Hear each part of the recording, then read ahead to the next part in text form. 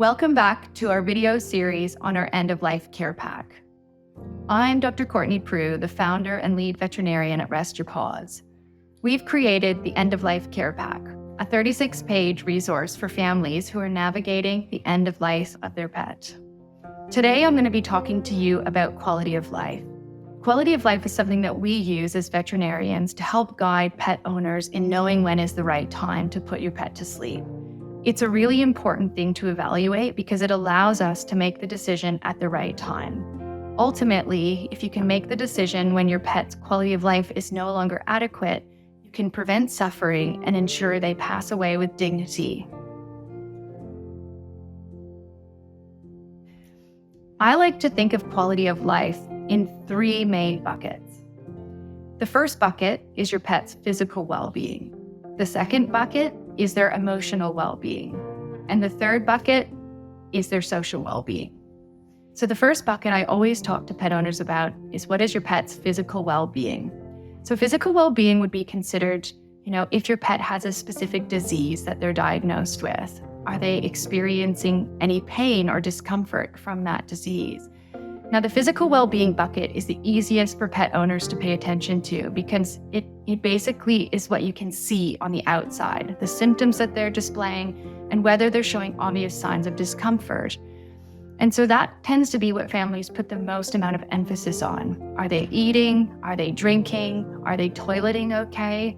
Are they able to get up and down? Are they walking with a limp? Are they incontinent? Do they have vomiting or diarrhea?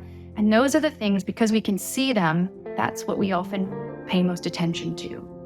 And although it's important that we do pay attention to these, if we solely focus on a pet's physical well-being to make the decision around euthanasia, you may be missing, paying attention to the other buckets that are equally as important.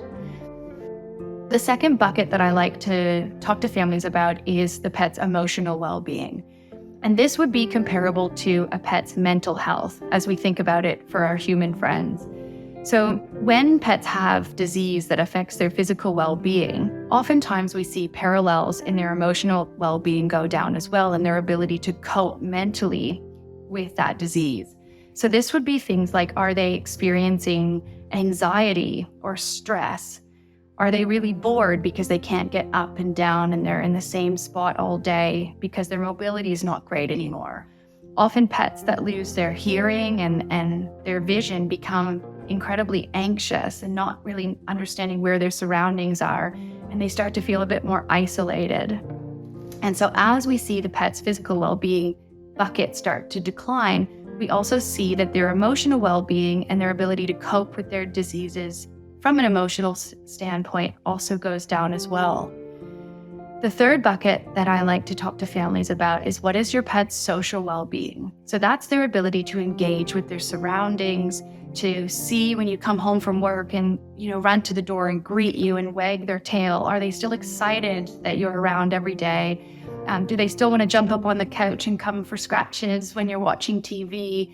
Do they want to play with their friends at the dog park the same way that they used to always play with their friends? So this, in terms of social well-being, would be the same as us having a social life and loving to see our friends and family and getting joy out of those things. It's similar for a dog. They love other dogs and they love their people.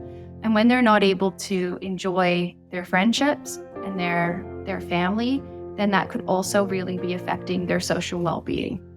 These three buckets are really important to get an overall sense of your pet's quality of life. The fourth bucket that I talk about is actually the family's well-being. And I think this is often overlooked. Caring for a terminally ill dog with a serious disease is a lot of work, and it's very emotionally taxing for the family. It often involves multiple vet visits back and forth in the car. Financially, it can be really hard to afford the treatments that your pets need. The other thing is that pets need medications around the clock. They need you to help them get up and down to toilet and give them extra care. And this can put a lot of strain on family members. So a big thing to consider in all of these, when evaluating the care for your pet at the end of their life is how are you coping with caring for a very sick pet? Something that can be really helpful when evaluating your pet's quality of life is to use what's called a quality of life assessment calendar. So what we recommend is that every day, it might even be that you break the days into morning, afternoon, and evening, but each day you evaluate whether your pet seems to be having a good day, an average day, or maybe a not so good day, based on looking at their overall well-being. From here, you can track trends. So you might find in week 1, they have mostly good days. Week 2, you're seeing more average days coming in. And by the 3rd week, you're seeing the majority of the time they're having bad days. And looking at these trends over time can help you see that the quality of life is actually going downhill.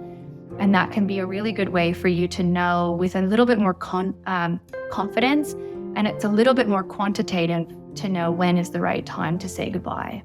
If you'd like to get a copy of our quality of life calendar, you can download it on our website. So ultimately, what I would recommend is you take care of yourself, make sure you're in a place to give your pet the care that they need, but also looking at your pet's overall well-being using those 3 buckets. You may find that one bucket is completely empty while the other buckets are full, and that can be confusing. So that's where it's really helpful to talk to a palliative care veterinarian to get more advice on your specific situation. Thanks so much for watching. If you like this content, please like and subscribe, or visit our website, restyourpaws.com.au.